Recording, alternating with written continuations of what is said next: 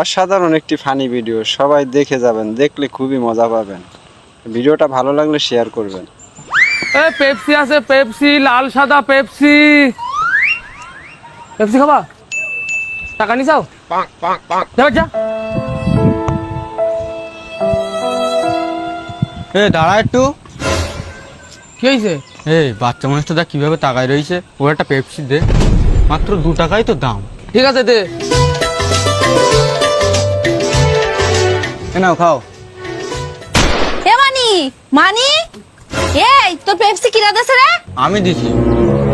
তুই ওর পেপসি দিছিস মানে? ওর কালকেই ডাক্তার দেখায় নিয়ে আসলাম, ডাক্তার ওর ঠান্ডা জাতীয় জিনিস কিছু খেতে বারণ করেছে।